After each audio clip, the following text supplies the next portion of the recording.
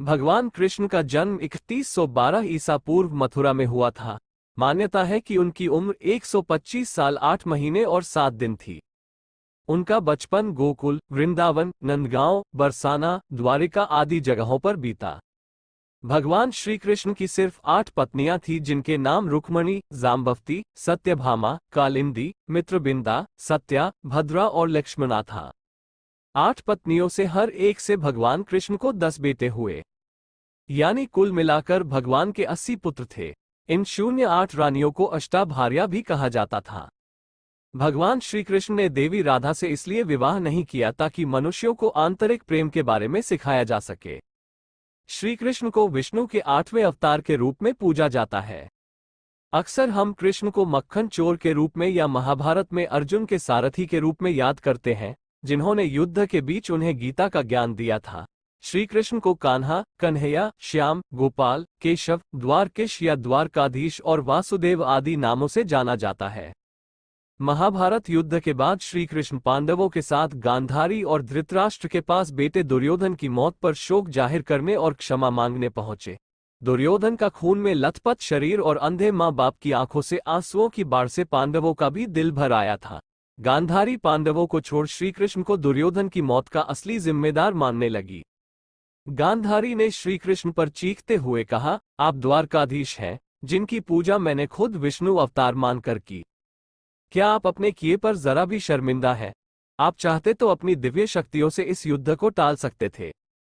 बेटे की मौत पर आंसू बहाने वाली एक मां का दुख तुम खुद अपनी मां देवकी से जाकर पूछो, जिसने अपने 7 बच्चों को अपनी आंखों के आगे मरते देखा है। इसके बाद गांधारी ने कृष्ण को श्राप देते हुए कहा, यदि भगवान विष्णु के प्रति मेरी आस्था सच्ची रही है तो आज से ठीक 36 वर्ष बाद तुम भी इस धरती पर जीवित नहीं रहोगे। द्वारका तबाह हो जाएगा और यादव वंश का हर इंसान एक दूसरे खून का प्यासा हो जाएगा। ये कहकर गांधारी श्री कृष्ण के चरणों में गिर गई और रोने लगी।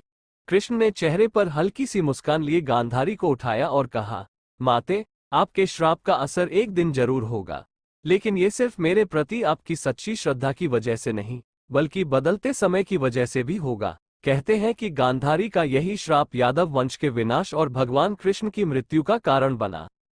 कई साल बीतने के बाद श्री कृष्ण के पुत्र सांबा गर्भवती स्त्री का वेश धारण कर ऋषि मुनियों से मिलने गए। ये देखकर ऋषि भड़क गए और उन्होंने सांबा को श्राप दिया कि तुम एक ऐसे लोहे के तीर को जन्म दोगे जो तुम्हारे कुल साम्राज्य का सर्वनाश कर देगा। इससे सांबा बहुत डर गए और उन्होंने इस पूरी घटना के बारे में उग्रसेन को बताया। सांबा को इस श्राप से बचाने के लिए उग्रसेन ने कहा कि वो एक तीर का चूर्ण बनाकर उस प्रभास नदी में प्रवाहित कर दे। ऐसा करने से वो श्राप मुक्त हो जाएगा। जिस इलाके में इस चूर्ण को जमा किया गया था, वहां एक खास प्रकार की घास उगाई। ये देखकर उग्रसेन ने कहा कि यादव राज्य में किसी भी प्रकार के नशीले पदार्थों का उत्पादन और वितरण नहीं किया जाएगा। इसके बाद द्वारका में कुछ बेहद अशुभ संकेत देखे गए, जिसमें सुदर्शन चक्र, श्री कृष्ण का शंख, उनका रथ और बलराम के हल का अदृश्य हो जाना शामिल है। द्वारका में अपराध और पाप बढ़ने लगे थे। ये देख श्री कृष्ण परेशान हुए और उन्होंने अपनी प्रजा से प्रभास नदी के तट पर जाकर पापों का प्रायश्चित करने का आग्रह किया। द्वारकारवासी वहां जाकर मदिरा के नशे में चूर एक दूसरे से लड़ने लगे। गांधारी के श्राप के अनुसार यादव वंश के सभी लोग आपस में लड़कर मर गए। भगवान श्री कृष्ण ने अर्जुन को संदेश भिजवाया कि वह उसके नगर के कुछ लोगों को किसी सुरक्षित स्थान पर पहुंचा दे। अर्जुन श्री कृष्ण के निमंत्रण पर जल्दी ही द्वारिका पहुंचे। इसके बाद श्री कृष्ण प्रभास क्षेत्र में पहुंचे तो उस समय उनके बड़े भाई बलराम जी ध्यान मुद्रा में थे। श्री कृष्ण को देखकर बलराम के शरीर से शेष नाग निकले और समुद्र में चले गए। इस घटना के कुछ समय बाद श्री कृष्ण एक पेड़ के नीचे योग समाधि ले रहे थे। इसी दौरान जरा नाम का एक शिकार वहां हिरण की तलाश में आ गया। जरा ने कृष्ण के हिलते हुए पैरों को हिरण समझा और तीर चला दिया। इसके बाद शिकारी श्री कृष्ण के पास पहुंचा और अपनी गलती के लिए उनसे क्षमा मांगने लगा। तब श्री कृष्ण ने उसे सांत्वना दी और बताया कि कैसे उनकी मृत्यु निश्चित थी। श्री कृष्ण ने कहा, त्रेता युग में लोग मुझे राम के नाम से जानते थे। राम ने सुग्रीव के बड़े भाई बाली का छिपकर वध किया था। अपने पिछले जन्म की सजा उन्हें इस जन्म में मिली है।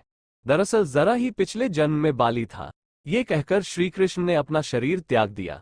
इसके बाद यदुवंशियों का अंतिम संस्कार किया गया, जिसके अगले ही दिन वासुदेव जी ने भी प्राण त्याग दिए। अर्जुन वहां से स्त्रियों और बच्चों को जैसे ही हस्तिनापुर की ओर चले, द्वारका नगरी समुद्र में डूब गई। देखते ही देखते कुछ ही समय में अद्भुत द्वारका नगरी अर्जुन की आंखों के सामने पानी में डूब गई। श्री कृष्ण की मृत्यु को ही कलियुग की शुरुआत माना जाता है।